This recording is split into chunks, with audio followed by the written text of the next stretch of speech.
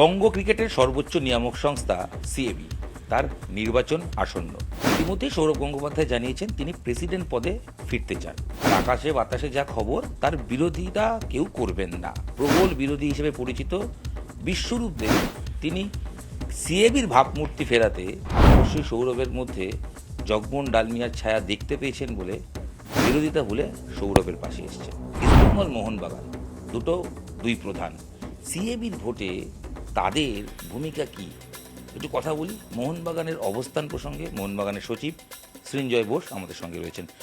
সৃঞ্জয়দা, সিএবির election অবশ্যই সেটা cricket সংস্থা, তা সত্ত্বেও ইস্টবেঙ্গল মোহনবাগান তাদের ভূমিকা কতটা থাকে?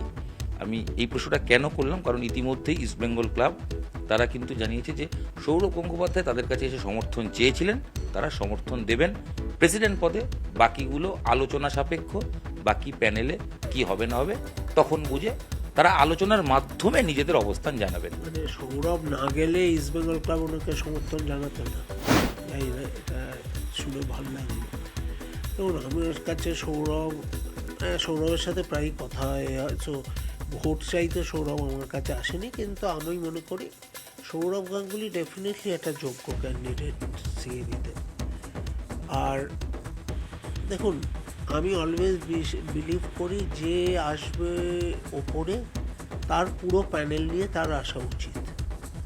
তো সেখানে অন্য জায়গায় সাপোর্ট করা না করাটা ঠিক আমার মতে সেটাই না, কিন্তু আমি বিশ্বাস করি যে সৌরভ গাঙ্গুলির আন্ডারে যে কমিটিটা হবে সেই কমিটিটাও যেন একটা ভালো হয়, ইয়াং লোকেদের নিয়ে হয়, ক্লাবে যারা আছে কিছু কিছু পোস্টে কেউ, মানে সেটা তো নিশ্চয়ই সৌরভ ঠিক করেছে, কিন্তু আমার মনে হয় যে কারোর কাছে চাপে না হয়ে এখানে প্রচুর এখন আর ইলেকশন হবে না, যেটা দেখা যাচ্ছে সিএবিতে ইলেকশন নেই। সো আমার মনে হয় সবাই চাইবে সিএবি যাতে ভালোভাবে চলুক, স্বচ্ছভাবে চলুক। সো একটা উপরে সৌরভের পক্ষে তো সবসময় টাইম দেওয়া সম্ভব হবে না। সো ওর হাতের 5টা আঙুল ধরুন যে আছে, vice president, secretary, joint secretary, treasurer, so এই 4টে আঙুল ওকে ঠিক করে অ্যাপয়েন্ট করতে হবে যাতে বুড়ো আঙুলটাও তাহলে ঠিক করে চলে।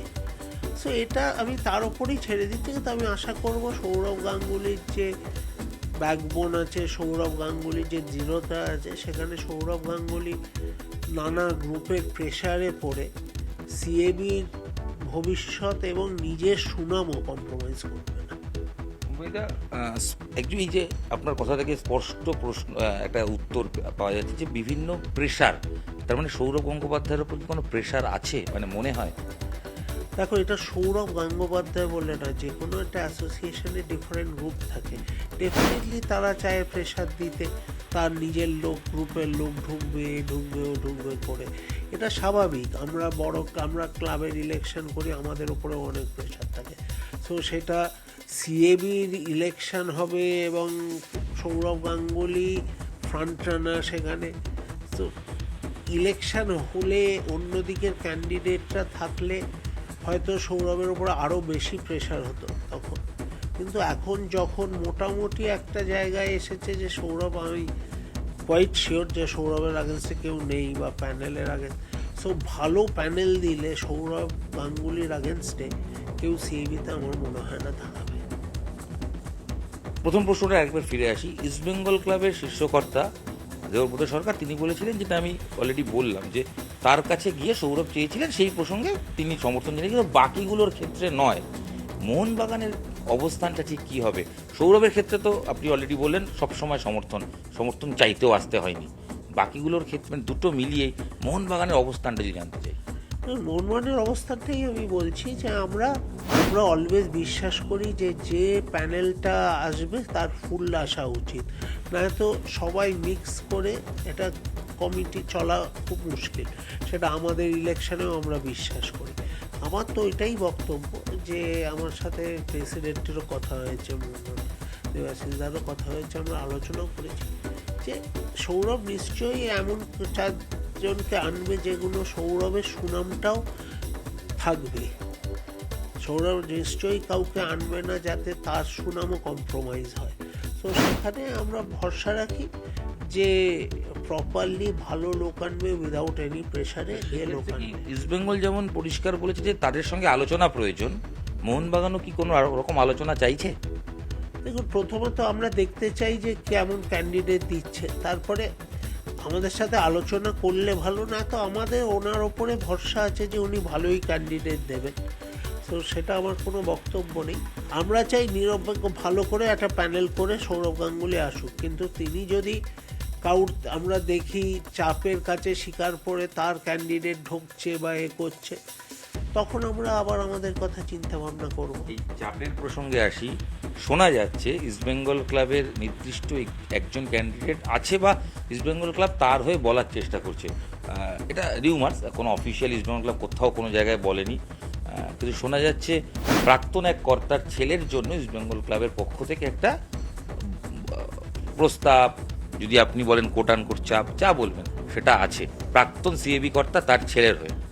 দেখুন, আমি শোনা কথায় চলতে চাই না, আর প্রাক্তন সিএবি কর্তার ছেলে আমার মনে হয় তিনি যথেষ্টই এফিশিয়েন্ট, কিন্তু সেই একটা ক্লজ থাকে দেখবেন স্কুলের অ্যাডমিশন ফর্মে, যে যদি রেকমেন্ডেশন বা প্রেশার করতে আসো তাহলে it will be deemed cancelled. So আমার মনে হয় যাদের নিজেদের ক্যাপেবিলিটি আছে সেটা নিয়েই তাদের এগোনো উচিত। শুধু শুধু প্রেশার দিয়ে তার ক্যাপেবিলিটিটাকে কম্প্রোমাইজ করে তার জায়গাটা নষ্ট করে দেওয়ার কোনো মানে হয় না। ইস্টবেঙ্গলের প্রেশার থাকলে মোহনবাগানও প্রেশার ক্রিয়েট করবে। যদি আমরা দেখি যে কারোর প্রেশারের কাছে সৌরভ গাঙ্গুলি নত স্বীকার করেছে, তাহলে আমাদেরও অন্য কথা ভাবতে হবে। আমার স্পেসিফিক 2-3টে প্রশ্ন। এক, ইস্টবেঙ্গল ক্লাব তাদের অবস্থান, মোহনবাগানের অবস্থান স্পষ্ট হলো। বিশ্বরূপ দে প্রবল বিরোধী 3 বছর আগে সৌরভ গঙ্গোপাধ্যায়, তিনি সৌরভের ফেভারে বলছেন কারণ ক্রিকেটের স্বার্থে। এই চেঞ্জটা, এই পরিবর্তনটা কি মানে অনেক ইকুয়েশন ইজি করে দিল? কারণ কোট আন কোট অনেকেই বলেন বিশ্বরূপদের ময়দানের প্রশাসক হিসেবে বা ক্রিকেট প্রশাসক হিসেবে তার একটা কারিশমা আছে, একটা এক্স ফ্যাক্টর আছে, দীর্ঘদিন জগমোহন ডালমিয়ার ডানহাত হিসেবে কাজ করেছেন। দেখুন, আমি অলওয়েজ মনে করি পৃথিবীটা গোল, তাই বিশ্বরূপদা আজকে এসে গেছে সৌরভের দিকে। আমি বিশ্বরূপদা আর সৌরভের মধ্যে যা যা হয়েছিল আমিও মনে করতে চাই না, আশা করব সেগুলো দুজনেই ভালো করে ভুলেছে, মনের কোনায় রেখে দিয়ে এখন ইলেকশনের পর আবার সেগুলো ফুটে না ওঠে কোনো সময়। যাই হোক, কিন্তু বিশ্বরূপদা এসেছে, জগমোহন ডালমিয়ার সময় একটা জিনিস ছিল, পরে যারা ইন্ডিভিজুয়াল তারপরে তো বিশ্বরূপদাকে আর সেইভাবে দেখা যায়নি। সেটা কোনোদিন পরীক্ষা হলে হয়তো বোঝা যাবে সে কতটা সৌরভের কাজে লাগলো।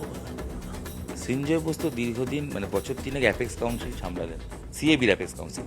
তো এইখানে গিয়ে এই যে একাধিক চিঠি চাপাটি, এর বিরুদ্ধে অভিযোগ, দুর্নীতির অভিযোগ, টাকা নিয়ে খেলানোর অভিযোগ, পাল্টা মানে সাধারণত শাসক বিরোধী একটা ভাগ দেখা যাচ্ছে, এইটা নিয়ে apex council member Sanjay Ghosh কি বলবেন? দেখুন, এটা সত্যি দুর্ভাগ্যজনক। আজকে আমরা মোহনবাগান ক্লাবেও ইলেকশন লড়েছি, কিন্তু আমরা কেউ কারোর আগেনস্টে টাকা পয়সার অসচ্ছলতা নিয়ে বা আমরা কোনো রকমের এই ধরনের অভিযোগ আসে আমরা ইলেকশন লড়ে। সিএবি ইলেকশনটা সত্যি খুব নোংরামির পর্যায়ে পৌঁছে গেছে। যেটা পর্যায়ে গেছে ইলেকশনটা, মানে ইলেকশন মানে আমি পুরোটাই তো ইলেকশনের ব্যাপার, যে কে আসবে এইসব, এই যে যেগুলো হলো, একদিকে অম্বরীশ, একদিকে দেবুদা, একদিকে প্রবীরদার আগেনস্ট অভিযোগ, একদিকে এই উত্তরপল্লী ক্লাব, অমলেন্দুদা, সব মিলিয়ে সব অফিস বেয়ারের আগেনস্টে কিছু না কিছু অভিযোগ।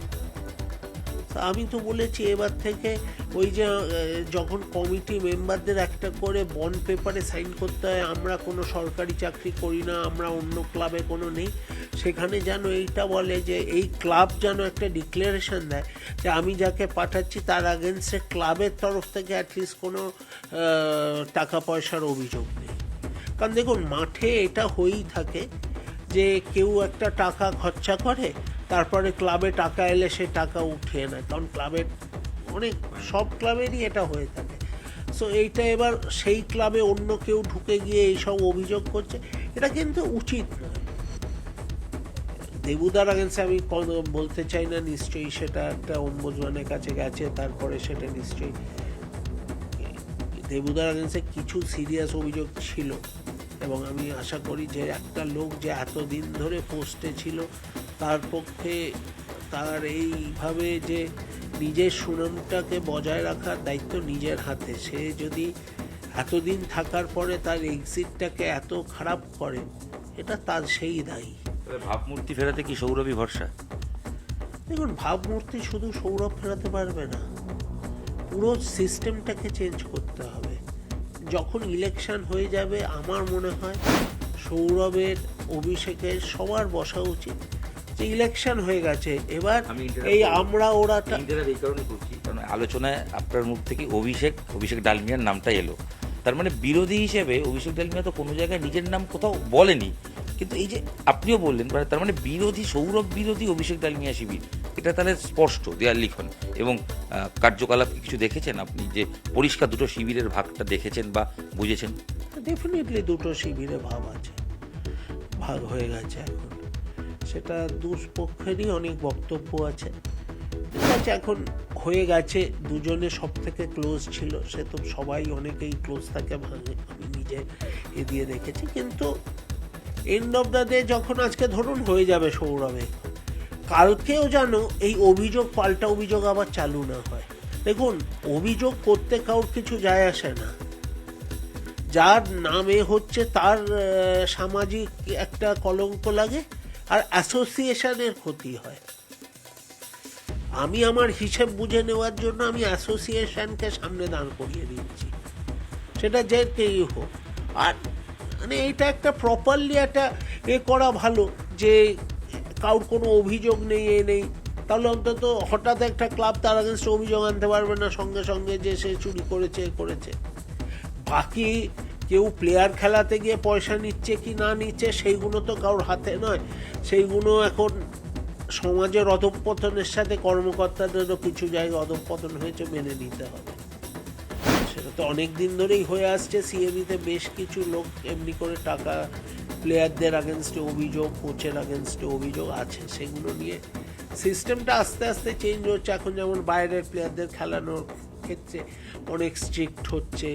সো আস্তে আস্তে সেই সিস্টেমটা করেই সেটাকে সামলাতে হবে, কিন্তু অ্যাটলিস্ট এই নানা রকমের অভিযোগ এইগুলো থেকে যাতে হয় একটা প্রপার স্ক্রিনিং করা উচিত। তবে অভিষেক ডালমিয়া প্রকাশ্যে না বললেও অনেকেই বলছেন যে তার কার্যকলাপ বা তার শিবিরের কার্যকলাপ সেটা স্পষ্ট হয়ে গেছে তিনি বিরোধী। সৌরভ একদিক, অভিষেক একদিক, একসময়ের বন্ধু বা স্নেহের কাছের মানুষ আলাদা। আপনি কি চান দুজন মিলে আফটার ইলেকশন বা আগামী দিনে শর্ট আউট হয়ে যাক বসে?